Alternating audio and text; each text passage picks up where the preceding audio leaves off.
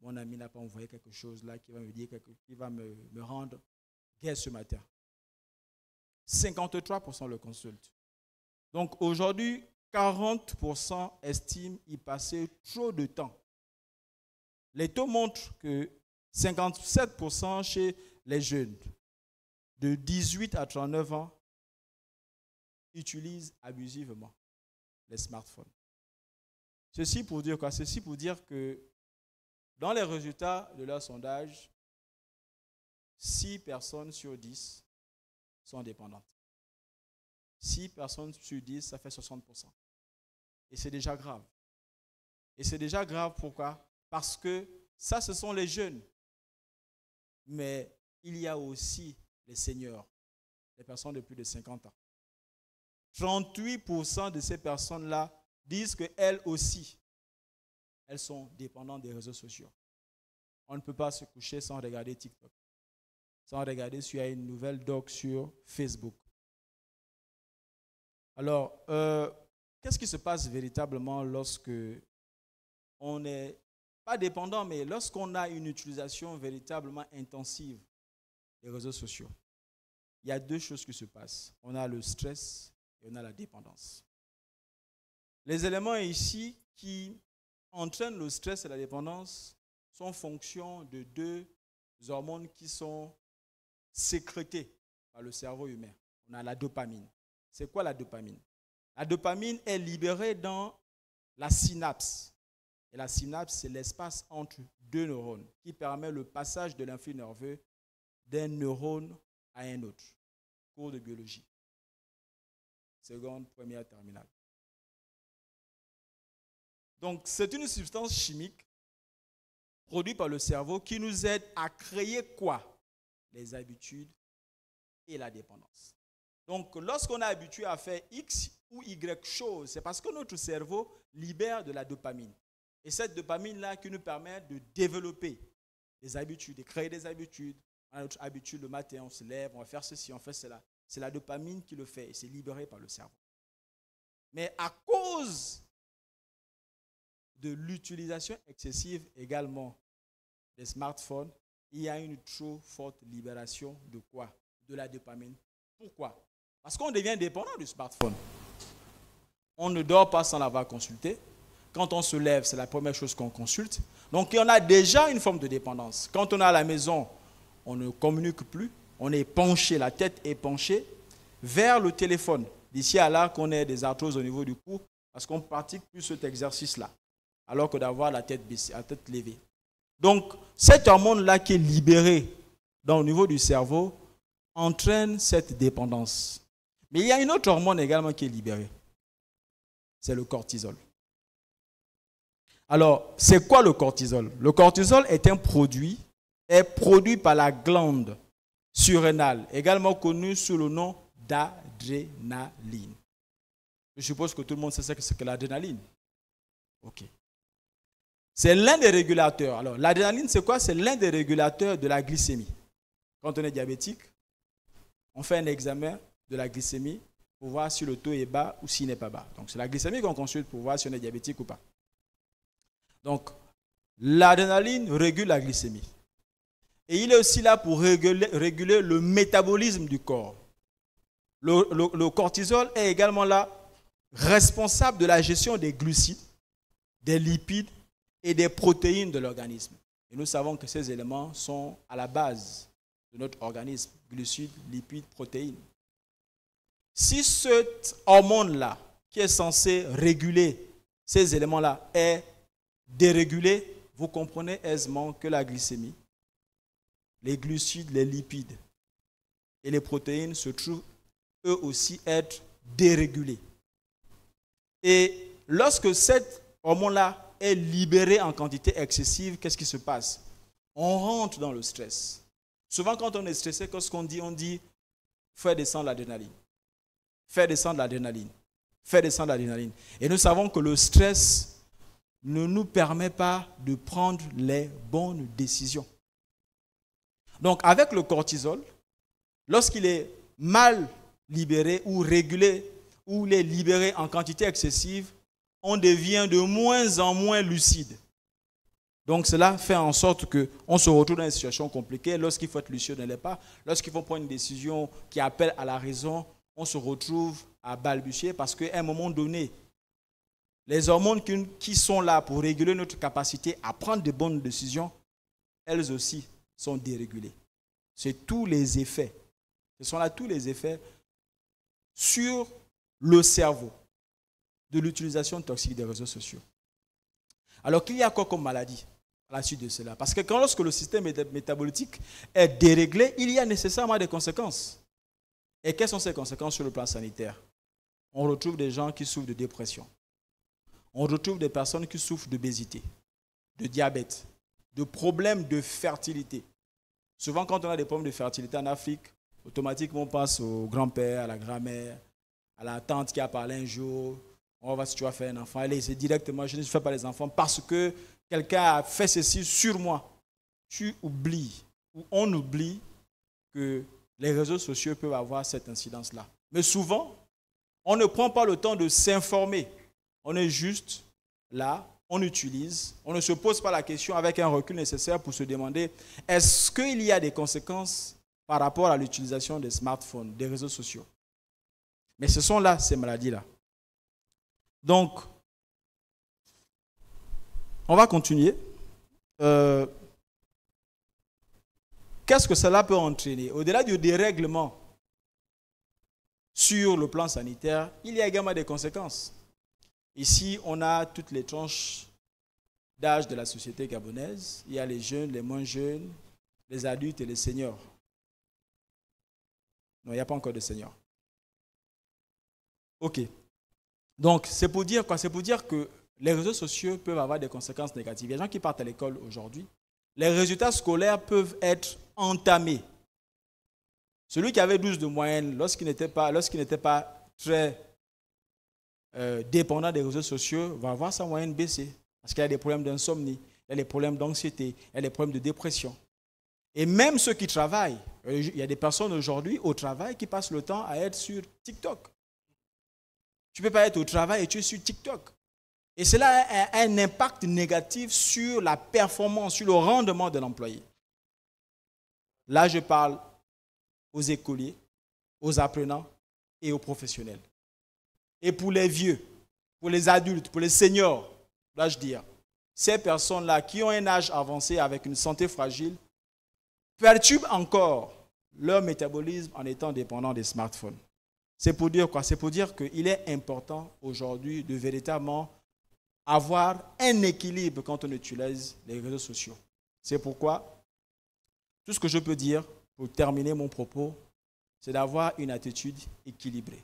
Pour les parents qui ont des enfants qui ont des smartphones, c'est d'avoir des discussions avec eux pour leur dire de telle heure à telle heure, le téléphone, oui, mais à partir d'une certaine heure, je récupère le téléphone, plus de téléphone.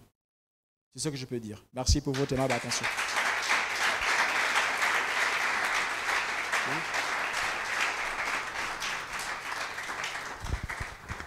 Je laisse la parole à Marcel.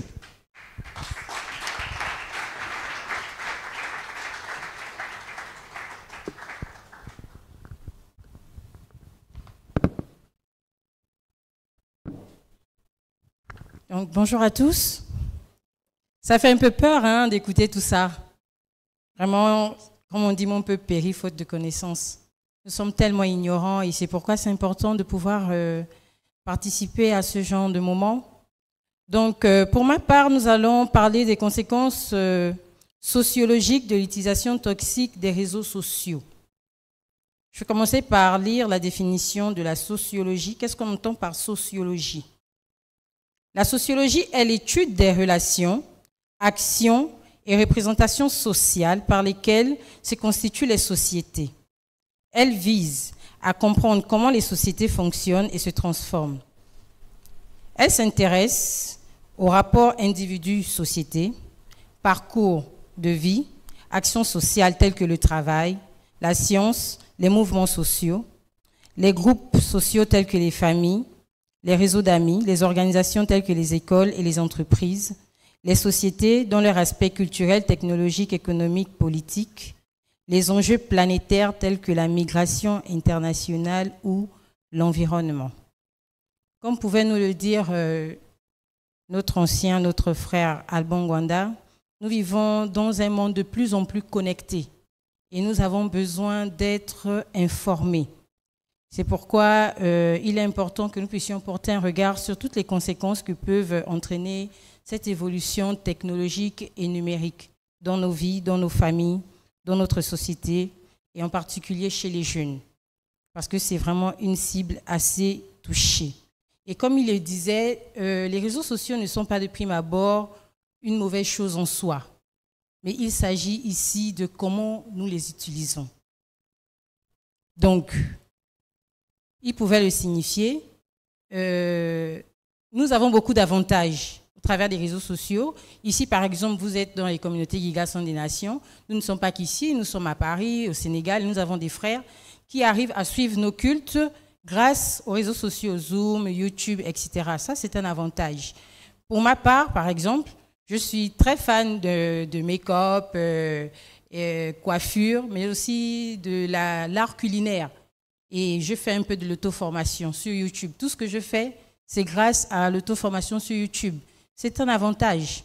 Et ça crée aussi des passions. Il y en a qui peuvent aujourd'hui dire que bon, je m'intéresse au montage vidéo. On discutait hier avec une sœur. Elle nous disait qu'elle a commandé tout un arsenal parce qu'elle veut maintenant faire dans le montage vidéo. C'est aussi des avantages des réseaux sociaux. Mais malheureusement, il y a le revers de la médaille. Il y a le revers de la médaille et il est important que nous puissions savoir quel est l'impact des réseaux sociaux dans notre vie. La jeunesse, comme disait le frère Alban, comme toute autre génération, sont confrontés aux pressions sociales constantes à cause de l'utilisation excessive des réseaux sociaux. Et au milieu de ces pressions peuvent naître quoi? Des sentiments qui emmènent à se comparer. Les comparaisons. C'est-à-dire que nous sommes tellement en train de regarder les vies des personnes sur des réseaux sociaux et nous nous sentons moindres. On a l'impression que nous sommes en retard parce que les gens veulent nous montrer juste une meilleure façade de ce qu'ils sont. Et quelquefois même ce n'est pas vrai. Quelquefois ce n'est pas vrai. Mais tellement nous sommes habitués à regarder ces choses-là et nous avons l'envie aussi de paraître à notre tour que nous calquons quelquefois même le modèle sur les réseaux sociaux et ce sont des faux modèles. Et voilà ici déjà un impact considérable que les réseaux sociaux peuvent avoir dans la vie, que ce soit des jeunes et même des adultes, parce qu'aujourd'hui nous avons affaire à des pseudo-influenceurs et ça, ils influencent tout le monde, que ce soit les hommes, les femmes et les enfants. Et c'est devenu quasiment un terrain de jeu. Les réseaux sociaux sont un terrain de jeu pour la jeunesse.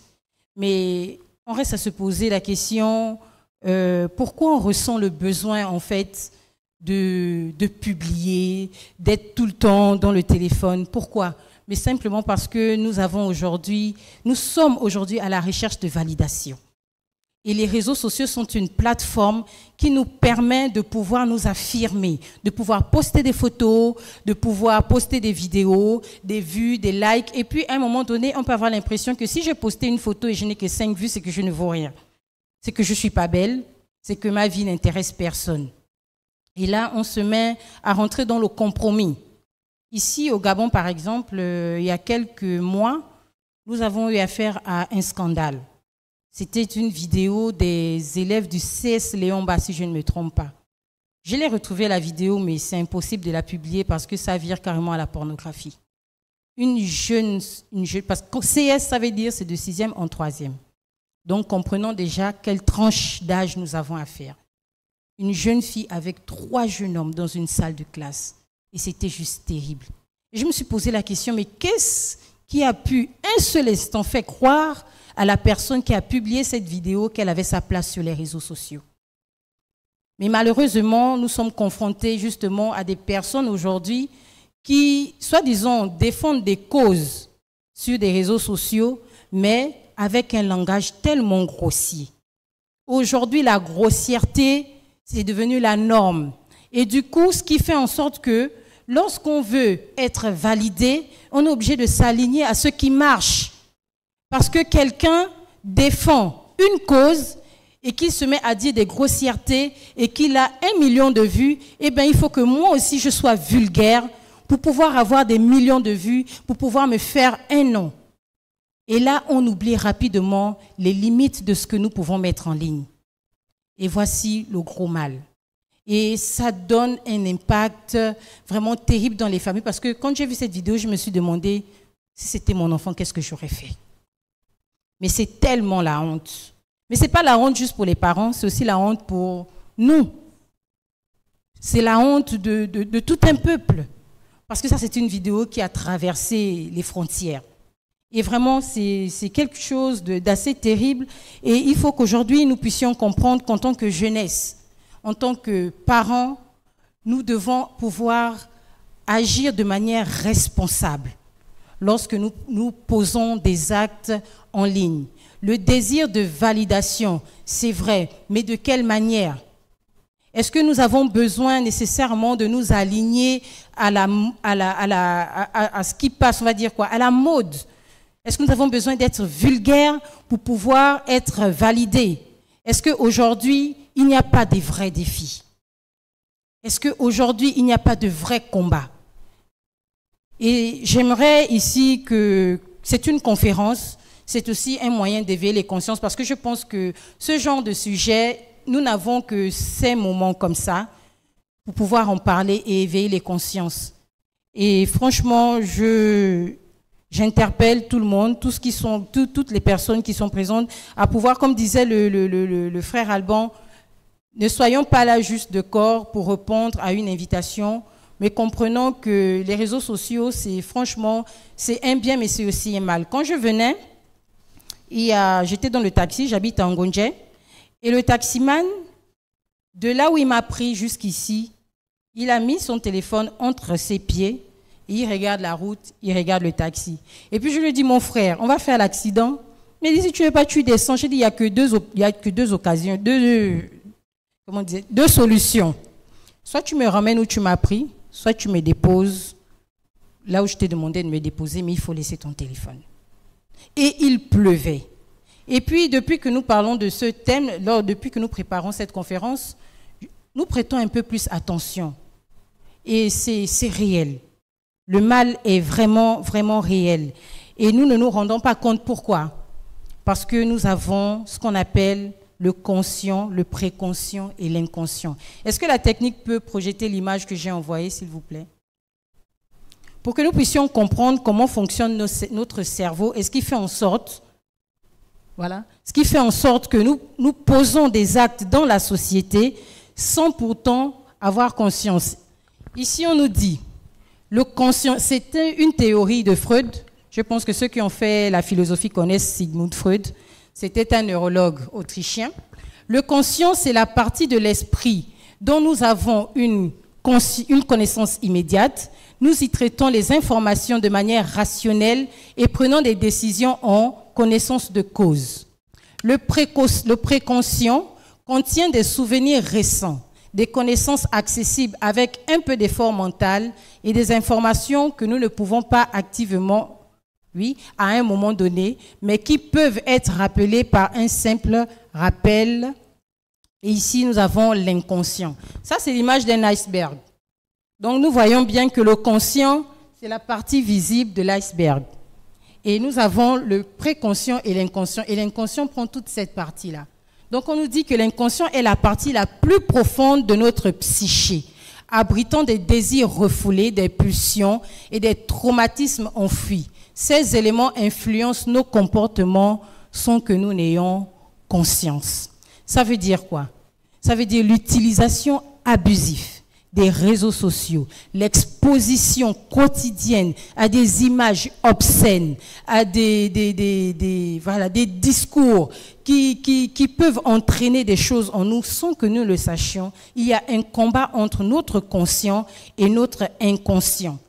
C'est-à-dire qu'à chaque fois que nous regardons ces choses, à chaque fois que nous sommes exposés à ces choses, nous allons par la suite, nous aussi, fonctionner comme ces personnes-là. Et c'est ce qui vient répondre ici à ma question. Comment ces jeunes ont pu tourner une telle vidéo et la poster sur les réseaux sociaux? Et maintenant que nous savons comment fonctionne notre cerveau, il faut que nous puissions comprendre que oui, tout nous est permis, mais tout ne nous est pas utile. Parce que notre conscient est là, c'est vrai, mais tant que nous n'avons pas de limites, nous allons atteindre un niveau où quelquefois, comme ce jeune homme qui, avec le t-shirt à l'effigie du président, qui s'est mis à faire n'importe quoi sur les réseaux sociaux et il a commencé à pleurer. Je ne sais pas ce qui m'est arrivé. Et il a raison. Il a raison. Parce qu'à ce moment, c'est son inconscient qui a pris la place sur son conscient et il a eu envie de se faire valider, de se faire accepter. Et là, il n'a plus réfléchi aux limites qu'il pouvait mettre par rapport à ce qu'il avait comme capacité de poster en ligne. Nous allons aller très rapidement vu que nous n'avons plus assez de temps. Donc, malheureusement, aujourd'hui, nous sommes face à cette triste réalité qui mine notre société. Lorsque je préparais ces moments, ça m'a fait penser, tout le monde a suivi Terminator. Voilà, j'ai beaucoup pensé à Terminator. C'est un logiciel qui a été créé normal, comme Facebook, comme YouTube et tout. Et à la longue, c'est devenu quelque chose de terrible. Et il fallait que le futur revienne dans le passé pour pouvoir arranger le problème. Et j'ai compris que notre guerre, notre combat de demain se gagne aujourd'hui. Ça veut dire que c'est aujourd'hui que nous devons nous lever et prendre conscience que ce que nous posons comme acte a des impacts considérables dans le futur, dans la vie de nos enfants. Nous voyons aujourd'hui des parents qui laissent des enfants à bas âge avec des téléphones. Il m'est arrivé de laisser mon dernier, il est là, avec les téléphones et autres, et même le premier d'ailleurs, et j'ai constaté qu'il suffisait qu'il fasse 1 heure devant l'écran, et lorsque je l'appelais pour faire les devoirs, il ne comprenait plus rien. Mais pourtant très intelligent. Et quand j'ai compris ça, on a décidé de tout arrêter. On chronomètre et on les responsabilise. Dercel, tu veux jouer à la PlayStation, oui, mais tu as 30 minutes. Et lui-même, il va chronométrer et il va se responsabiliser. Pourquoi? Parce que c'est le futur de demain. Et soyons responsables et apprenons à mettre des limites dans tout ce que nous postons en ligne. Merci.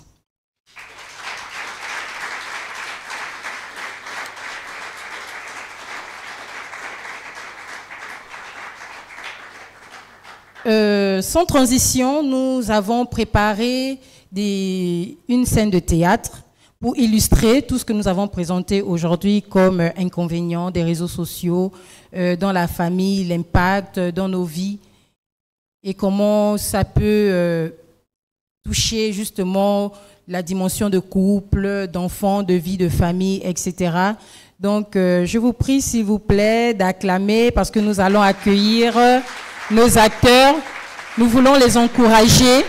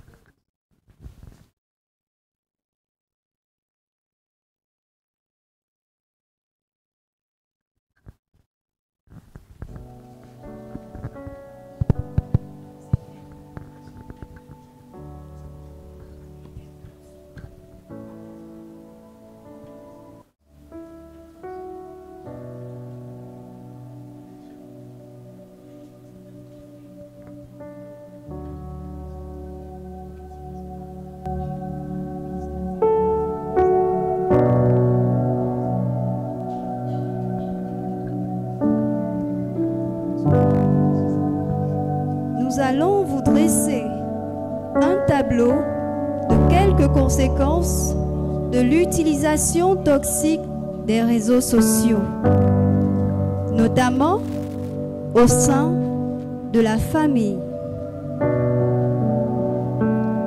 La famille Yaba, à vue d'œil, on aurait dit la famille parfaite.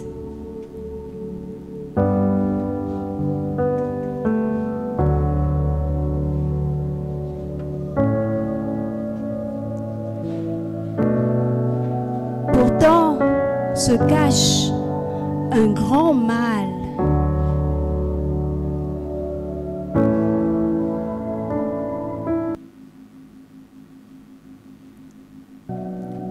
Chacun entretient une relation plus affectueuse avec son téléphone au détriment des échanges qui caractérisent les temps de qualité. Le fossé est creusé. Le manque de communication dû à l'addiction au smartphone s'installe. Alors qu'ils sont au salon, chacun a le regard plongé dans son téléphone portable. On aurait dit 4 personnes zombifiées. Oui, des zombies. Aucun échange, aucun partage, juste des écrans face à leur visage. Leurs enfants sont éduqués par les réseaux sociaux. L'impolitesse s'installe, l'insolence prend place. À tel point que, lorsque les parents demandent un service aux enfants, ces derniers les ignorent et leur tournent le dos.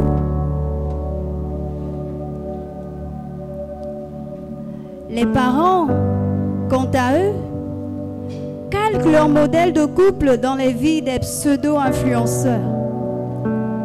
Entre une femme qui pense que son homme doit décrocher la lune pour elle, en lui offrant toutes les dernières sorties à la mode. À ce moment, la femme demande à son mari qu'elle a besoin du dernier iPhone et de la dernière perruque brésilienne. Et un mari macho qui pense qu'un homme ne doit recevoir aucune orientation de sa femme. Une dispute éclate.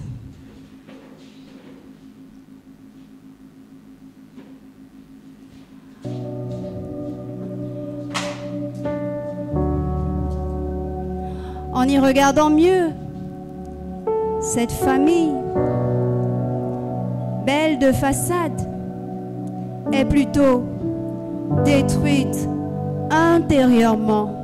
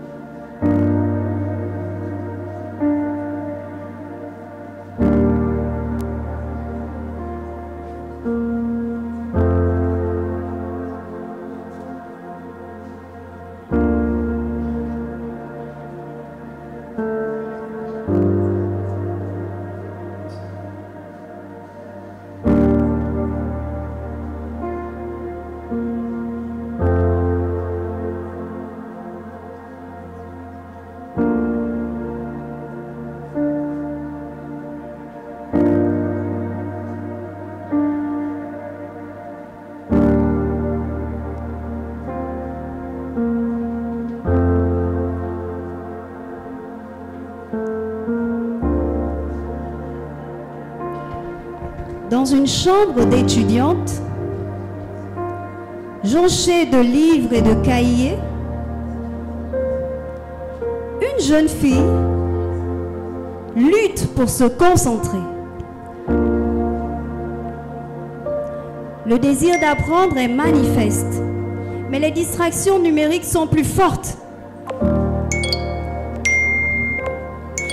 Les notifications dansent autour d'elle, transformant son esprit en un champ de bataille.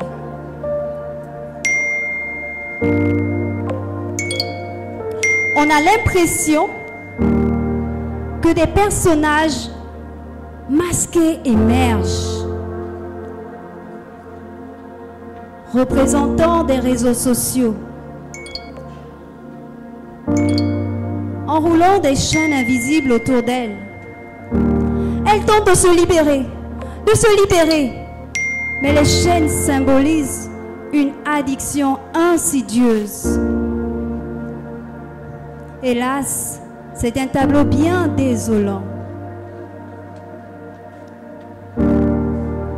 L'étudiante qui doit préparer un examen le lendemain se voit rester devant son téléphone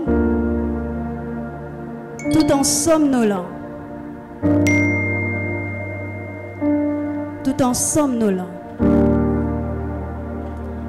La fatigue ayant eu raison d'elle, elle ne parvient donc pas à réviser correctement. Elle tombe dans un profond sommeil.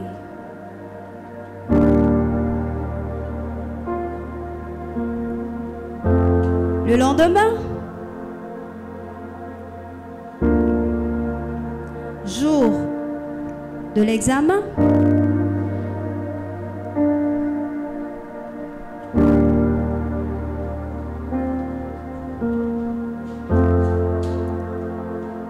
arrivée en salle en cascade, le sujet lui semble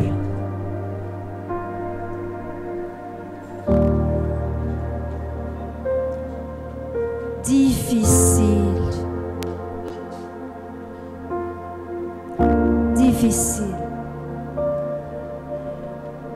Elle finit par capituler et abandonne sa copie.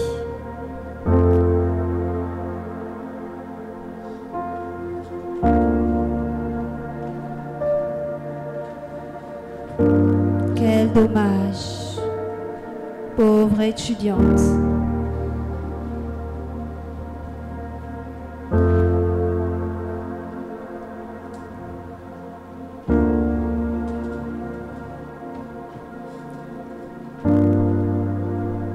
Deux semaines plus tard,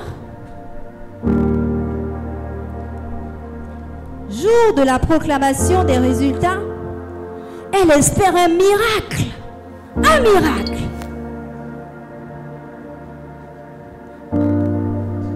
Cependant, ses attentes semblent vaines. Elle parcourt la liste, espérant retrouver son nom.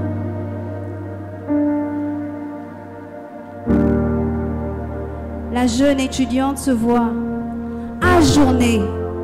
Elle a échoué à son examen. Le cœur rempli de regrets.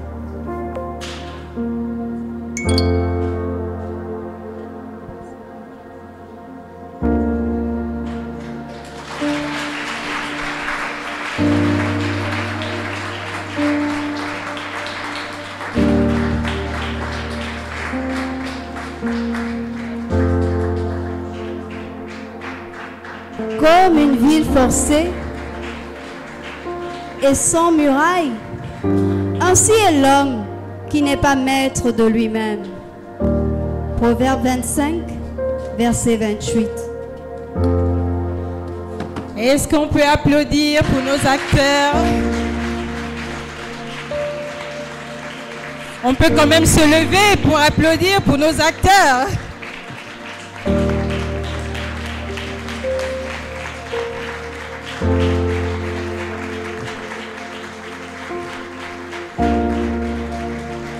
Merci, merci. Nous pouvons nous asseoir. Nous allons sans transition accueillir comme ça le leader principal du mouvement Centre Apostolique pour la réforme des communautés Guiga Centre des Nations. Est-ce que nous pouvons acclamer pour l'apôtre Stéphane Kumba Samba? Merci.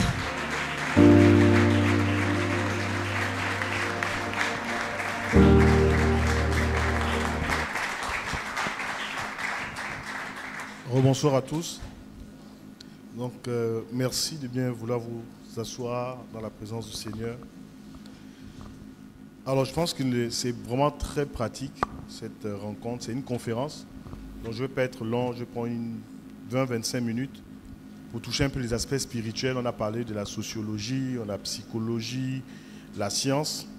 Et nous savons souvent que derrière chaque addiction ou attitude, il y a un esprit. Amen. Alors, là, on peut dire Amen maintenant, d'accord? Je sais qu'on a beaucoup parlé de science. Alors, j'aimerais que nous puissions ensemble prier juste quelques secondes. On va essayer de rattraper le temps. Nous pouvons, si Joyce peut venir, nous allons prier juste quelques secondes. Que ce qui va être dit, parce que je crois aussi que beaucoup de personnes sont addictes à, on peut se tenir debout juste quelques secondes, aux réseaux sociaux parce qu'il y a aussi des influences spirituelles. Vous comprenez ici? La science a sa place, la sociologie, les sociologues ont leur place, les psychologues ont leur place. Et je vois aussi beaucoup de parents pleurer à cause de certaines situations. Les phénomènes de placement, beaucoup ne connaissaient pas ça avant d'avoir accès aux réseaux sociaux. Ouais, la prostitution, les gens ont découvert ça à travers les réseaux sociaux. Nous allons prier quelques secondes et dire à Dieu, par le Saint-Esprit, nous voulons que pour les dernières minutes de ce programme, de cette conférence, que tu viennes me parler, que tu viennes nous parler, que tu viennes aussi libérer. La Bible dit que vous connaîtrez la vérité, elle vous rendra libre. Que pendant ce moment d'enseignement, que la puissance de la parole de Dieu libère. Si on peut ouvrir le piano, s'il vous plaît. Que pendant ces quelques minutes qui nous restent, que la puissance du Saint-Esprit libère. Élevons nos voix et prions. Prier, c'est parler à Dieu. Moi, je n'ai que Jésus. Shabraba, Santa Braba.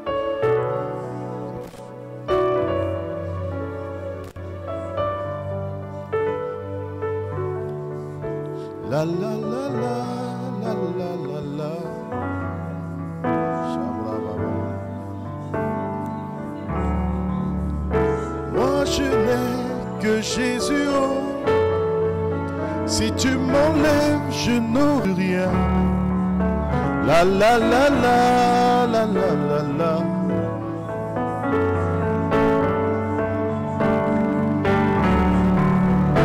Moi je n'ai que Jésus. Oh. Si tu m'enlèves, je n'aurai plus rien. La la la la la la la la.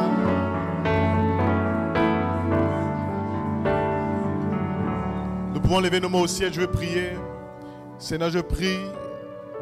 Parfois, nous avons tenté de sortir, de nous libérer de l'addiction ou de l'utilisation abusive ou toxique des réseaux sociaux. Et Jésus a dit, ce n'est pas par la force. Il le dit au prophète Zacharie, ni par la puissance, mais par le Saint-Esprit. Parfois, tu t'es battu, tu as mis en place des mécanismes, une certaine discipline et tu as replongé. Parce que ce n'est pas par la force, ni par la puissance, mais par le Saint-Esprit que cette montagne se déplacera. Seigneur, je prie que, au travers de tout ce qui a été libéré depuis le début de ce programme, de cette conférence jusqu'à maintenant, tu libères quelqu'un de l'addiction, qu'il soit esclave de l'hégémonie, Seigneur oh Dieu, de l'utilisation abusive, toxique des réseaux sociaux et de l'acceptation de soi. Comment nous sommes en train de bâtir des modèles qui ne sont pas des modèles du royaume de Dieu, des modèles sataniques, des modèles démoniaques. Viens libérer un jeune, une femme, un homme ce soir, même du 3e âge, qui nous suit en direct, Seigneur, ce soir, cet après-midi, ce matin, peu importe là où les personnes se tiennent pour regarder ce programme. Louange, honneur et gloire te soient rendus au nom de Jésus. Amen. Amen, on peut s'asseoir. Merci Joyce. Merci à la technique d'être assez proactif. Alors, je vais parler en quelques minutes. Donc, nous parlons de l'utilisation toxique des réseaux sociaux et l'acceptation de soi ou le fait d'être validé. Nous devons tous comprendre que tout ce qui est le résultat de ce que nous voyons du point de vue naturel tire d'abord son essence dans le monde de l'esprit. Amen. D'abord dans le monde spirituel. C'est pourquoi même la manière à laquelle vous regardez les films, vous ne devez pas regarder les films comme des profanes, juste pour activer vos émotions. C'était un très bon film. Il y a un film actuellement, je crois que c'est sur Canal, c'est un film qui est sorti.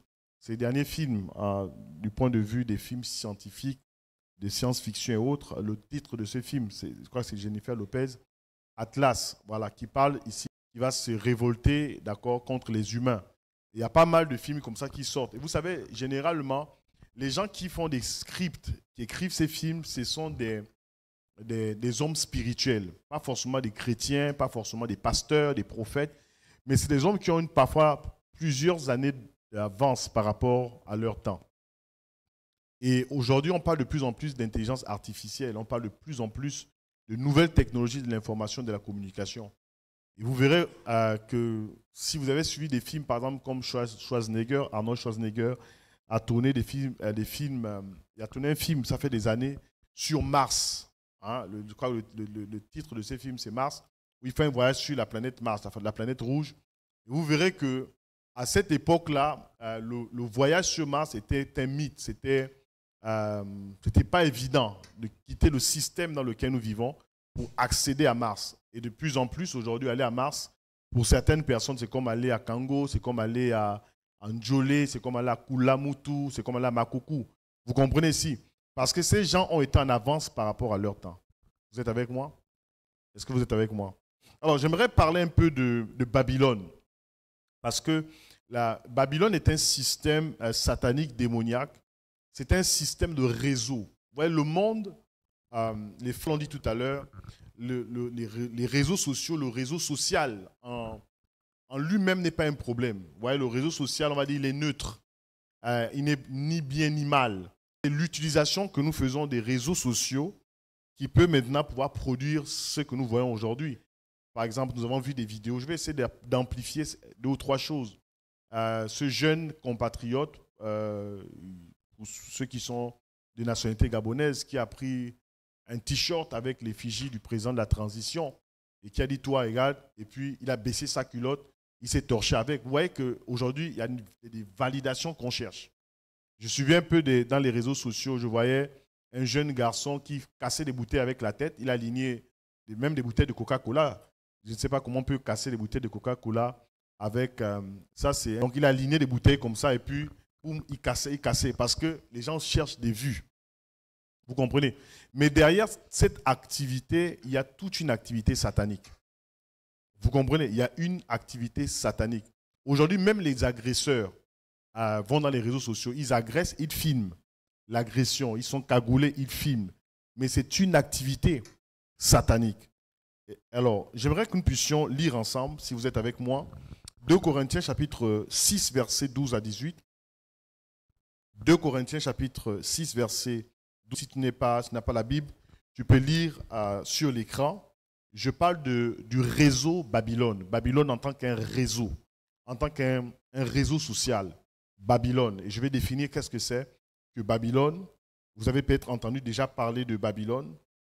2 Corinthiens chapitre 6, verset 12 à 18. La Bible déclare ceci: tout m'est permis, mais tout n'est pas utile. Vous savez, les réseaux sociaux, c'est permis d'être dans les réseaux sociaux. Mais ce que nous faisons dans les réseaux sociaux, nous devons faire très attention parce que tout n'est pas quoi? Tout n'est pas utile. Tout m'est permis, mais tout n'édifie pas. Et je ne me laisserai pas dominer par quoi que ce soit. Vous êtes avec moi? Alors, le gouvernement, par exemple, Babylone va exercer, je vais définir Babylone. Babylone va exercer dans la vie de la jeunesse, des adultes et même des seniors, de ceux qui sont au 3e âge, ce qu'on appelle un pouvoir gouvernemental. Et un pouvoir gouvernemental n'est pas seulement un pouvoir spirituel, c'est un pouvoir aussi politique, social, économique, environnemental, psychologique, sociologique. Dis avec moi, pouvoir gouvernemental. Dis ça plus fort, c'est une réunion. Le pouvoir gouvernemental, cette force exercée par Babylone, que je vais définir, le pouvoir d'apporter la régulation. Donc Babylone va réguler nos actions, notre régime alimentaire, notre manière de penser, la philosophie, notre système, qu'est-ce que nous écoutons, qu'est-ce que nous n'écoutons pas, la manière à laquelle nous devons interagir avec nos familles, comment tu dois respecter ou ne pas respecter ton père, la manière à laquelle tu es soumis ou tu es soumise à ta mère. Il y a un système gouvernemental. Il est plus puissant que la bombe atomique. Il fait plus de dégâts. Allez-y regarder par exemple les bilans par exemple de la Seconde Guerre mondiale, 1939-1945. Vous verrez que la puissance des réseaux sociaux, le côté toxique des réseaux sociaux, c'est plus puissant que la bombe atomique. Parce qu'aujourd'hui, nous sommes, on va dire, environ 8 milliards d'habitants. Et personne n'est en marge, n'est en reste en ce qui concerne cette influence des réseaux sociaux. Donc, c'est une puissance, un pouvoir gouvernemental, satanique, démoniaque sur la terre. Et qui vient faire quoi? Qui vient contrecarrer les desseins de Dieu. Dieu a des desseins. Dis à ton voisin, Dieu a des desseins pour la terre. C'est pourquoi le salut ne concerne pas seulement l'être humain en tant qu'individu, mais Dieu veut sauver aussi les nations. Dieu veut sauver les systèmes gouvernementaux. Dieu veut sauver la politique, Dieu veut sauver le social, Dieu veut sauver l'environnement, Dieu veut sauver l'économie ou les finances des nations. L'apôtre Paul ici nous parle dans 2 Corinthiens chapitre 6 verset 12 à 18. Vous n'êtes pas limités par nous, mais vous êtes limités par vos propres affections, ce que nous affectionnons. Il y a un philosophe, Platon. En fait, Platon va reprendre une déclaration d'un sophiste. Et cette déclaration on dit ceci: l'homme est la mesure de toute chose. En réalité, le système babylonien va vous dire que vous trouverez toutes les solutions en vous-même. Est-ce que vous comprenez? Dans ce que vous ressentez.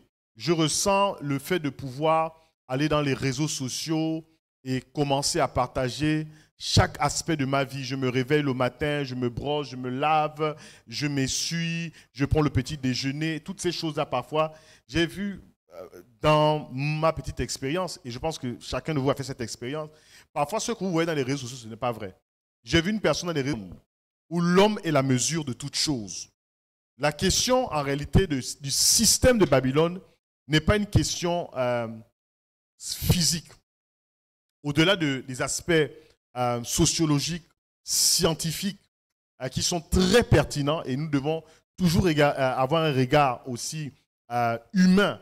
Mais allons regarder maintenant le côté spirituel. Qu'est-ce que Dieu veut nous dire au travers de cette conférence?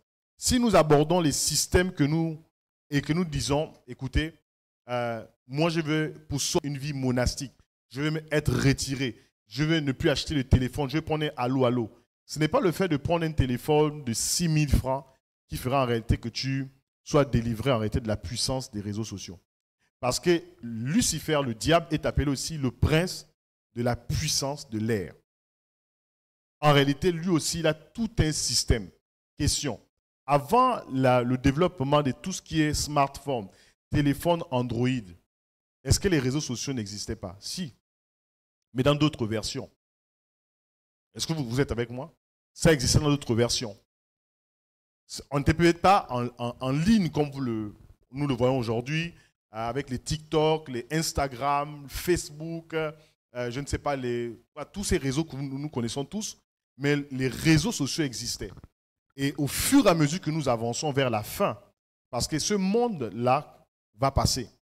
C'est ce que la parole nous dit. Nous allons arriver à la fin de ce monde. Maintenant, regardons ceci. Lorsque nous parlons des réseaux sociaux et des effets toxiques des réseaux sociaux par rapport à notre comportement, nos comportements de tous les jours, nous ne sommes pas en train de dire ici, écoutez, vous ne devez plus acheter des Android, des Smart, des téléphones intelligents. Non. Mais il y a toute une discipline. Nous devons apprendre à vivre dans ce système sans nous corrompre. Amen. Il est possible de pouvoir avoir un smartphone, avoir un ordinateur dernière génération sans se corrompre par rapport au système. C'est possible cela. Et l'une des images souvent qu'on prend, c'est l'image d'un poisson. Là, je parle aux jeunes qui sont là. Vous prenez un poisson qui vit dans un environnement aquatique, disons la mer. La mer est salée. Vous comprenez? Et ce poisson à l'intérieur, vous le pêchez, vous ouvrez et vous goûtez ce poisson. il n'y a pas de sel à l'intérieur. Et pourtant, le poisson ouvre la bouche. Et pourtant, le poisson mange. Mais qu'est-ce qui fait en sorte que l'environnement qui environne le système, l'écosystème qui entoure le poisson n'influence pas l'intérieur? Et je pense que notre jeunesse peut vivre comme ça.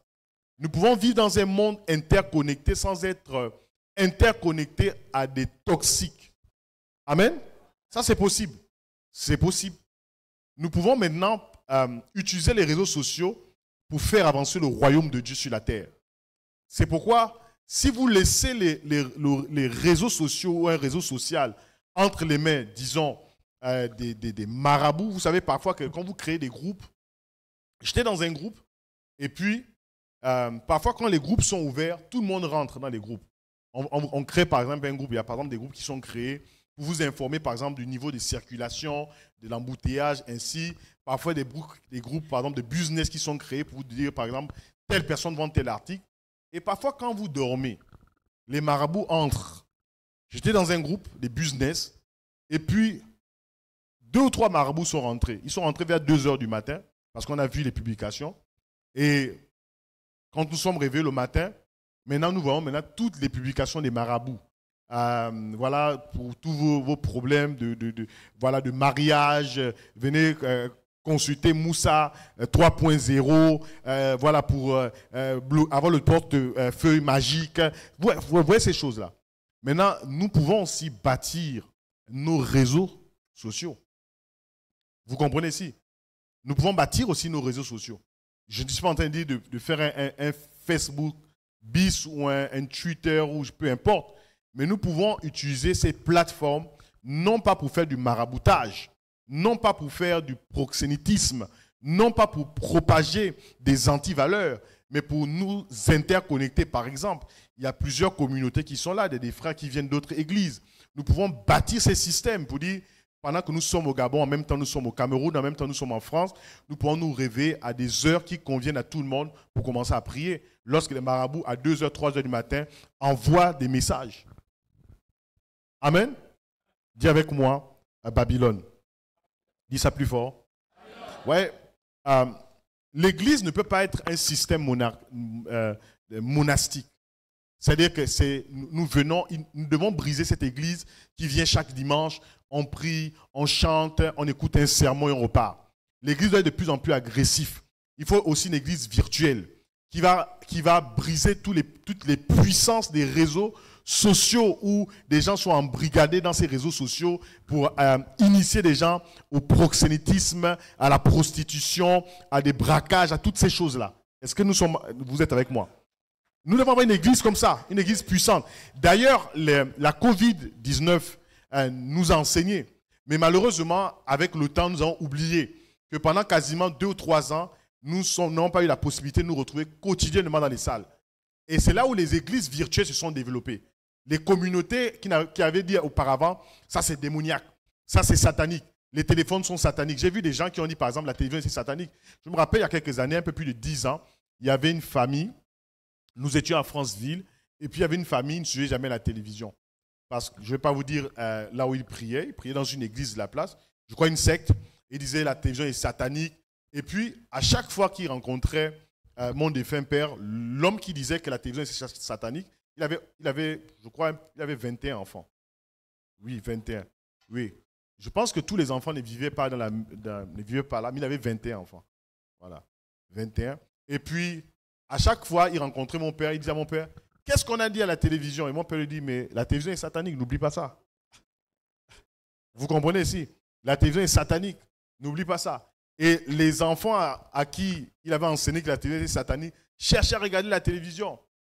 C'est la raison pour laquelle, je crois que quelqu'un disait ici, nous pouvons contrecarrer et nous opposer à un système de Babylone par rapport à tout ce qui est véhiculé de faux ou comme anti-valeurs dans les réseaux sociaux en enseignant nos enfants. Amen. Parce que laissez-moi vous dire une chose. Vous ne pourrez jamais interdire vos enfants à regarder ce qu'ils veulent voir.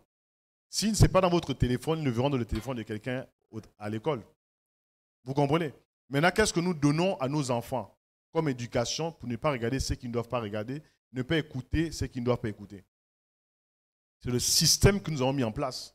nous avons bâti des systèmes forts, des systèmes qui sont comme des imperméables, qui ne sont pas infiltrables par les systèmes des ténèbres. Avançons un tour. Babylone réseau. Babylone réseau est un système multidimensionnel du péché et du mal par lequel Satan lui-même va opérer. Satan va opérer par les réseaux sociaux. Il opère par les réseaux sociaux. Vous voulez une femme, les réseaux sociaux peuvent vous donner une femme. Hein? Vous avez vu dans les images que nous avons vues tout à l'heure, là où cette femme cherchait, elle défilait comme ça pour chercher le prochain copain, le prochain mari.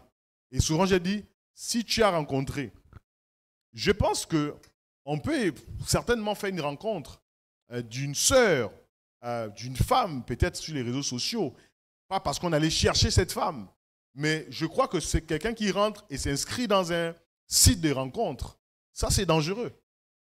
S'il y a quelqu'un ici qui est dans un site de rencontre, c'est dangereux. Et vous savez que tous les réseaux sociaux sont connectés par Internet. Et vous savez que dans Internet, il y a les virus. Dis avec moi les virus.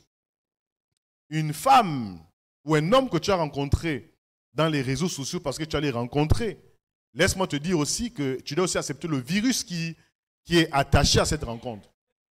Ah, je ne suis pas en train de parler d'une jeunesse. Hein? Il y a aussi un virus attaché à cette rencontre. Laisse-moi te le dire, il n'est peut-être pas encore manifesté. Il y a un virus qu'on appelle le cheval de Troie. Hein, pour les scientifiques, les informaticiens, ils connaissent. Le cheval de Troie, il n'est pas à vue d'œil, vous ne le voyez pas. C'est au moment où tu mets la clé, au moment où tu ouvres le dossier, c'est paf, c'est là où le cheval de Troie arrive. Il est à l'intérieur, mais tu ne vois pas. Vous comprenez ici? Babylone réseau, système multidimensionnel du péché et du mal, via les réseaux organisés, des composantes religieuses. Aujourd'hui, dans les réseaux sociaux, il y a les sectes là-bas. Vous savez qu'il y a beaucoup de Jésus, je ne sais pas si c'est filmé. On va m'attaquer dans les réseaux sociaux et dire, voilà, je suis venu dire des choses. Mais aujourd'hui, il y a beaucoup de Jésus aujourd'hui. Beaucoup de Jésus, vous pouvez trouver Jésus dans les réseaux sociaux. Vous comprenez? L'utilisation toxique des réseaux sociaux est un danger. Pourquoi? Parce que les gens ont substitué les réseaux sociaux à la Bible. Ont substitué les réseaux sociaux au parler de Dieu. Ont substitué les réseaux sociaux à la prière. Ont substitué les réseaux sociaux à la méditation de la parole de Dieu. Ont substitué les réseaux sociaux à appartenir à une famille spirituelle. Beaucoup n'ont plus d'église. En réalité, ils sont les fils spirituels ou les membres de tous les pasteurs. Comment vous pouvez être le fils ou la fille de tous les pasteurs? Je suis d'accord qu'on peut être béni au travers d'un enseignement spécifique au travers d'un réseau social.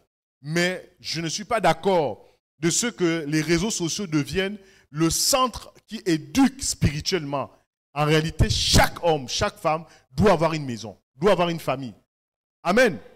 Sinon, allez-y demander aux orphelins. Vous savez que ce dont les orphelins ont vraiment besoin, ce n'est pas les sacs de riz qu'on apporte. Ce ne sont pas les bouteilles d'huile qu'on apporte. Quoi que ce soit nécessaire. Un orphelin a besoin d'une famille. A besoin d'une famille.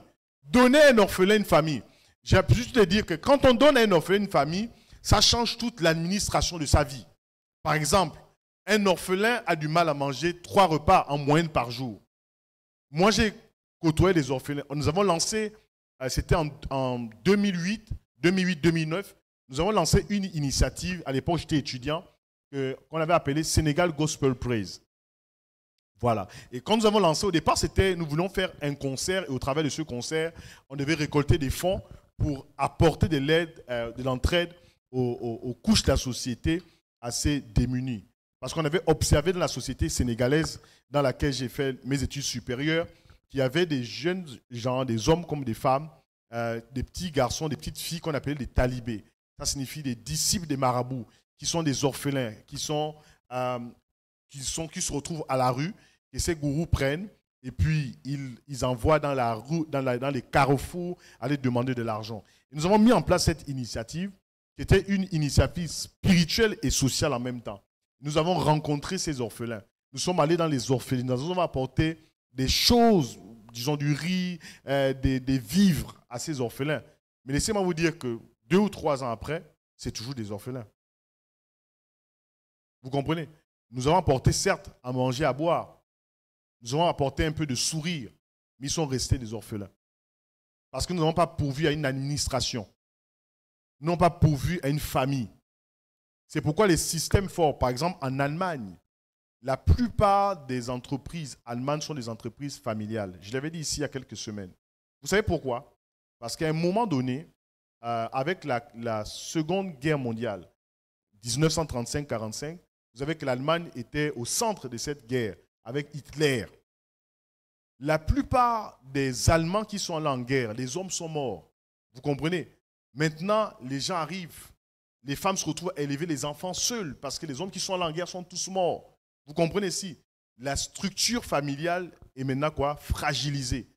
Maintenant, quand l'Allemagne commence à se reconstruire après Hitler, l'un des objectifs de la société allemande, c'était de bâtir des familles fortes.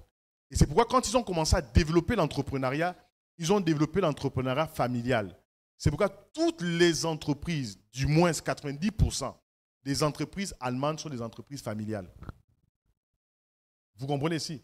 Ils ont bâti des réseaux de familles. Et je pense que si nous pouvons bâtir cela, l'une des choses que Babylone vient faire, la nature de Babylone, c'est la nature de venir briser la puissance gouvernementale que Dieu a déposée à chacun d'entre vous, parce que la Bible dit que nous avons la pensée de Dieu à l'intérieur de nous. Chaque personne, même quand elle n'a pas Jésus, a une part de divinité. C'est cette part de divinité qui fait en sorte qu'à un moment donné de ta marche avec Dieu, la plupart ici sont des jeunes, à un moment donné, tu ressens le besoin de te connecter à une divinité. Vrai ou faux? Vrai ou faux? Écoutez très bien. Est-ce que vous savez, et nous l'avons déjà dit ici, certainement lors d'une réunion, est-ce que vous savez que si vous ne repartez pas d'abord vers votre corps d'origine, votre esprit qui se trouve dans le corps que Dieu vous a donné là, vous ne vous sentirez jamais à l'aise. Ce qui fait en sorte que vous êtes là peut-être assis en tant que jeune et vous sentez qu'il vous manque quelque chose, c'est parce qu'en réalité, le corps, c'est le corps de Dieu lui-même. Rappelez-vous que Dieu est le Père de tous les esprits. Et si l'homme est un esprit qui vit dans un corps et qui possède une âme, ça signifie que pour que l'esprit se sente à l'aise dans un corps d'emprunt, il faut d'abord que l'esprit de l'homme reparte d'abord à l'esprit qu'il a créé. Amen. C'est pourquoi tous les jeunes qui sont ici, vous vous sentez peut-être, vous sentez mal-être, vous sentez que vous avez besoin de quelque chose, de quelqu'un. Vous ressentez à l'intérieur que vous avez besoin de Dieu. Mais vous ne pouvez pas trouver Dieu à l'intérieur de vous-même. Vous avez besoin de vous connecter au Créateur, à votre Père. Parce que Dieu est le Créateur de tous les êtres vivants sur la terre. Mais il n'est le Père que de ses enfants. Amen. Dis avec moi Babylone. Je vais aller rapidement, je prends 10 minutes et je vais m'arrêter.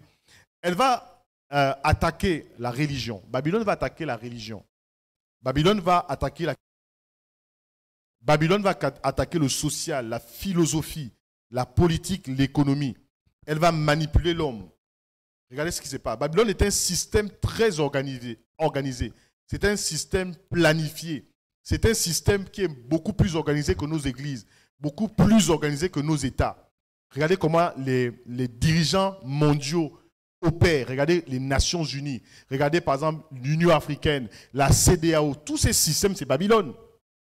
Ils sont structurés, organisés. La science, les gouvernements mondiaux, l'élaboration des politiques, l'éducation aujourd'hui, l'économie, les médias, la philosophie, la religion, le divertissement. Vous savez, l'un des aspects, des paramètres pour dévier une jeunesse, généralement, c'est la musique.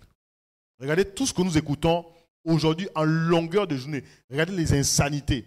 Aujourd'hui, parler des choses en dessous de la ceinture, ça ne gêne plus personne. La musique parle de coller tel, tu peux coller une tante, il n'y a pas de problème. Tu colles ton père, il n'y a aucun souci. Est-ce que vous comprenez ça? Directement le système de Babylone. Vous voyez ce qui est en train de se passer ici? Vous savez que les réseaux sociaux, l'utilisation toxique, et même, parfois même, si tu n'utilises pas de manière toxique, si tu es malheureux, la première fois que tu tombes dans un réseau social, tu tombes sur une mauvaise offre. D'accord? L'offre d'intégrer un groupe. L'offre d'avoir une vie facile. L'offre de régler ton problème. C'est pourquoi en réalité, on ne vient pas à l'église pour régler ses problèmes. Je vais vous choquer.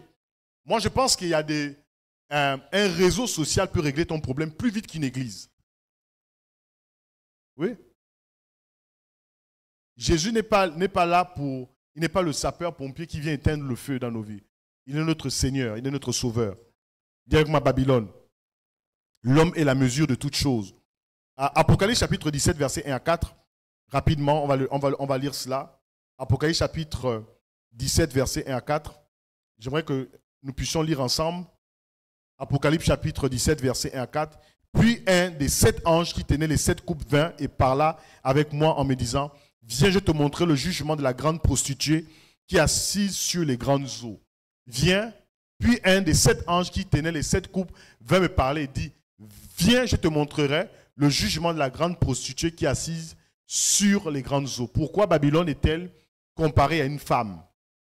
Ici, il ne s'agit pas d'une entité physique.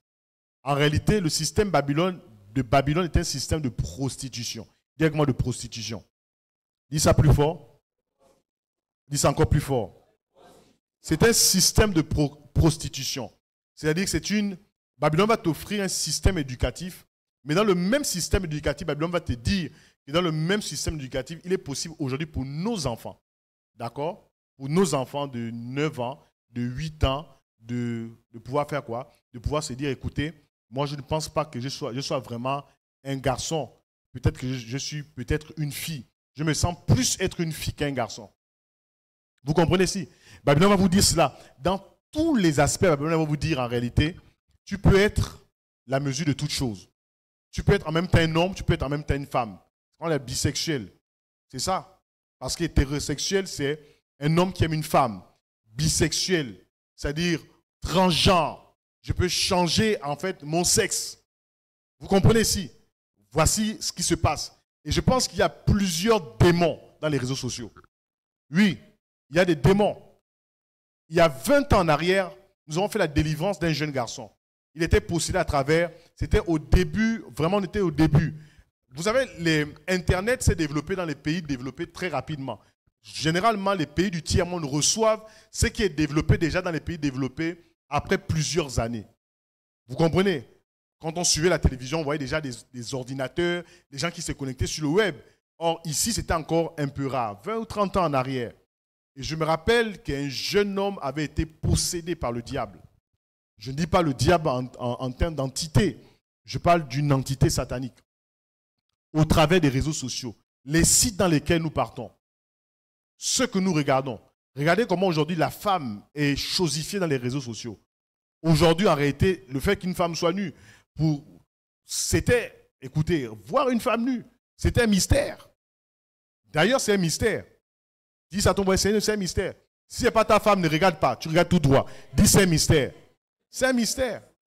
C'est un mystère. Est-ce que vous comprenez ça? C'est un mystère. Mais aujourd'hui, les gens vont dans les réseaux sociaux aller regarder n'importe quoi. Les sites, est-ce que vous savez, par exemple, Babylone est très agressif.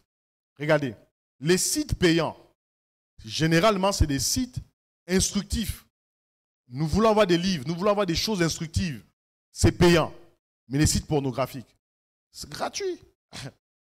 Vous savez ça? C'est gratuit. Tu frappes ce que tu veux, le mot que tu veux, et on te livre. C'est là. Est-ce que vous êtes avec moi? Regardez, de plus. Est-ce que vous savez que, disons, ici en Afrique, dans certains pays d'Afrique, Internet est libéralisé. Ici encore, Internet coûte cher, hein, 25 000 pour avoir Canal Box ou Gabon Télécom. On ne peut pas faire la publicité. Mais quand vous allez en Europe, en France par exemple, vous vous asseyez dans un café, vous ouvrez votre ordinateur, votre téléphone, vous êtes connecté.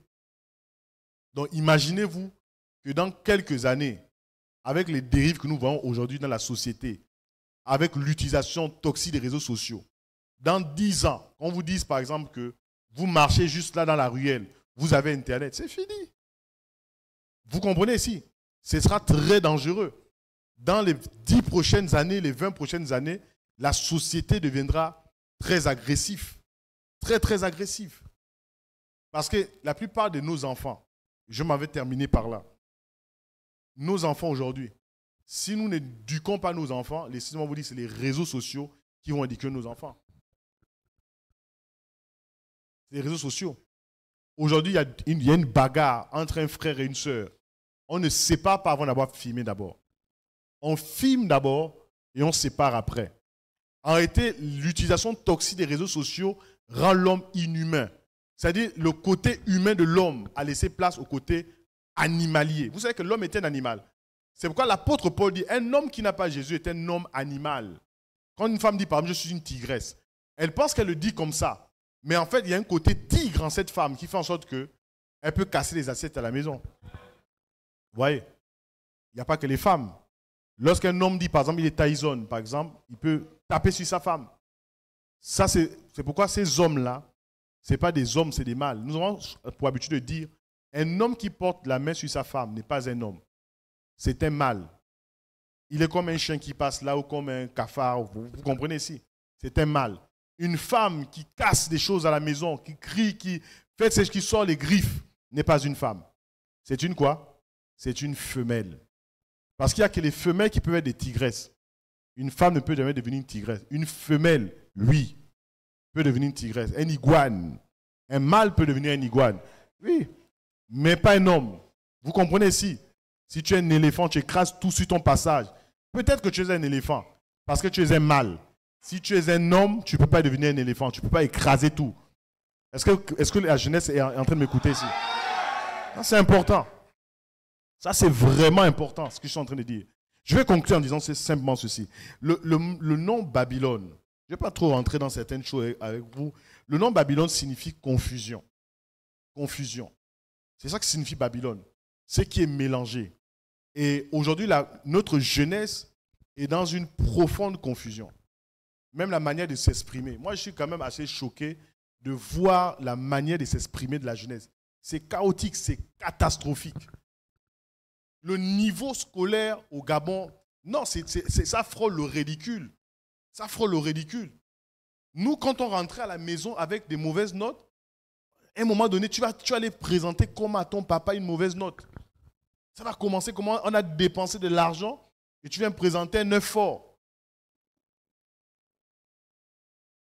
Regardez parfois tous ces réseaux sociaux. Les réseaux sociaux ne sont pas le problème, mais c'est cette utilisation qu'on en fait. Regardez, je ne sais pas si c'est du l'argot ou quoi. Les gens ont substitué la langue française, la langue de Molière. Hein? Maintenant, regardez comment on parle. Hein? La go, la meuf, des choses comme ça là, qu'on a aujourd'hui dans notre société. Et parfois même les responsables descendent à ce niveau. Tu as perdu ta langue. J'ai vu par exemple quelqu'un écrit sa maison avec un CCLI. CCLI, sa maison. J'ai dit, comment le gars a pu faire un truc comme ça? Quand on apprenait les syllabes à l'école, on mettait ce, ça. Hein? Me, ma, maman. Me, mo. C'est ce qu'on faisait. Mais regardez comment même les principes basiques pour construire des phrases, des mots avec des syllabes, on n'arrive plus. Cette société est détruite. Nous voulons détruire cette nation, détruire la société. Et les réseaux sociaux, malheureusement, la mauvaise utilisation des réseaux sociaux est en train de détruire la jeunesse gabonaise. Elle est détruite. Elle est détruite aujourd'hui. Elle est détruite. Regardez tout ce qui se passe. Écoutez, je suis en train de conclure. Les bistrots. En réalité, il faut, le tout, ce n'est pas de mettre en place des mesures fortes, tout ça là. Encore qu'il faut les suivre. On peut mettre des lois fortes avec des textes d'application très forts. Mais quand des bouteilles de Régab coûtent, voilà, on peut avoir... La bouteille de Régab, c'est combien? Moi, je ne connais plus ces choses-là. C'est combien? Oui. C'est combien? 500. 500. C'est ça? 500. C'est 500, certainement. Et voilà. Regardez, ici, on a terminé. Je pense que pour décourager, pour commencer à redresser ça, si on met la bouteille à 2000, écoutez, on ne peut pas empêcher aux gens de boire. Pour moi, ce n'est pas ça le problème. Mais si on veut redresser notre jeunesse, on peut commencer à mettre quand même des lois assez fortes. On relève les prix des... Vous comprenez? On met à 2000, on met telle chose, ainsi de suite. Et je pense que le fait de relever un certain nombre de prix, regardez, comment est-ce que la bouteille de Régab peut coûter autant cher? Est-ce que vous savez, par exemple, qu'en France, l'eau coûte moins d'1 €? C'est-à-dire le pack de 6 bouteilles en France, ça coûte moins d'1 €. 1 €, c'est 656 francs CFA. C'est-à-dire pour avoir 6 bouteilles d'eau en France, tu paierais autour de 400 francs. Donc, en fait, on veut nous tuer. Puisque déjà, il n'y a pas d'eau dans nos... arrive, elle n'est pas potable. Parce qu'en réalité, à l'époque, l'eau du robinet était beaucoup plus mielleuse, savoureuse que l'eau en Zaza. Je me rappelle que quand on buvait l'eau en Zaza, c'est bizarre ce truc-là. L'eau du robinet elle était particulière. Mais de plus en plus, les choses qui apportent la vie coûtent plus cher. Et les choses qui apportent la mort coûtent moins cher. Regardez, je vais appeler les chantres. Les choses qui apportent et qui détruisent la société coûtent de plus en plus cher. Et les choses, disons des choses qui apportent la mort, coûtent de plus en plus moins cher. Et celles qui apportent la vie coûtent plus cher. Je veux que nous puissions nous tenir debout. Les choses qui apportent la vie coûtent de plus en plus cher. Les choses qui apportent la mort coûtent de plus en plus moins cher. Les écoles, pour aujourd'hui, l'éducation coûte cher. Oui. Parce que l'UOB, aujourd'hui on le parle, ce n'est même pas un secret de polichinelle. C'est pas il y a des bons professeurs, ce n'est pas la question des enseignants, mais c'est le cadre. Le système n'est pas adéquat pour que les gens réussissent. Quand on voit les gens s'examiner, tu peux prendre ta main droite, on n'a pas le temps de prier pour tout le monde, mais on peut prier pour tout le monde. Paul, tu peux lever ta main et la poser sur ta poitrine. Et tu vas répéter après moi. Peut-être que tu es là en tant que jeune, tu es prisonnier des réseaux sociaux. Tu es prisonnier de TikTok.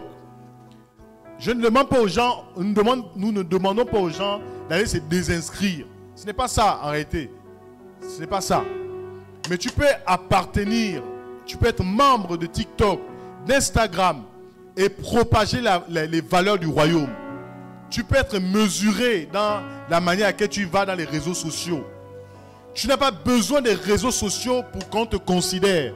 Certaines personnes veulent l'approbation des hommes. Combien de personnes ont liké ma page?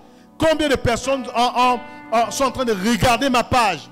Et les gens sont prêts à faire n'importe quoi, comme ce jeune compatriote qui s'est torché avec le t-shirt portant l'effigie du chef de l'État. Les gens sont prêts à faire énormément de choses. Sont même prêts à vendre leur âme au diable. En nous avons élevé la voix et nous dit: Seigneur, si ce soir j'étais encore dans les prisons, les geôles des réseaux sociaux, que le système de Babylone, de la confusion me maintenait, Seigneur, me libérer ce soir au nom de Jésus. Tu peux commencer à élever la voix, ta main posée sur ta poitrine. Et même si tu es un adulte, tu es comme possédé. Élève ta voix et dis: Seigneur, libère-moi dans le nom de Jésus. Dans le nom de Jésus. Saint-Esprit de Dieu. Cela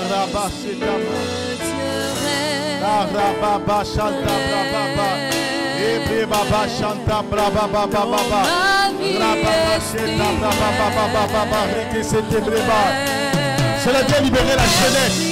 Viens libérer la jeunesse. Quand on ouvre le micro des cœurs.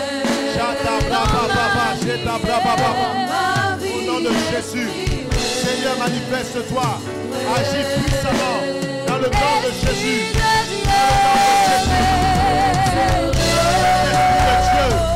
Manifeste-toi au nom de Jésus. Vous allez répéter après moi ces paroles. Je vais prier pour 2 ou 3 catégories de personnes. Pour celles qui sont addictes aux réseaux sociaux. Nous reprenons et nous insistons sur le fait que le réseau social n'est pas le diable. Facebook n'est pas satanique. TikTok n'est pas satanique. YouTube n'est pas satanique.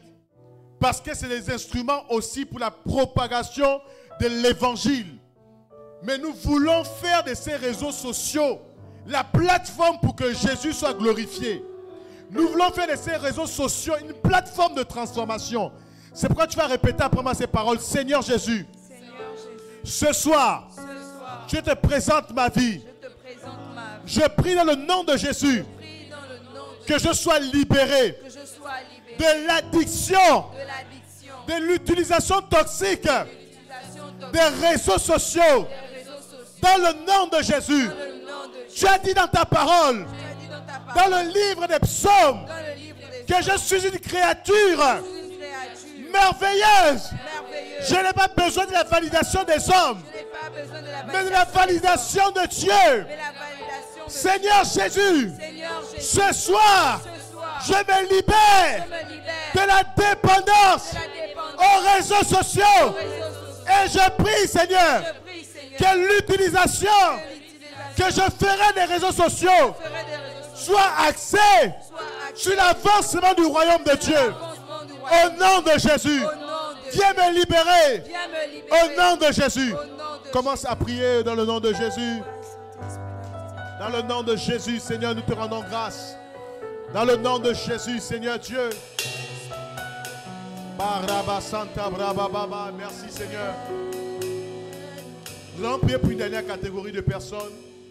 Si tu es là ce soir et que tu ressens qu'il y a des influences,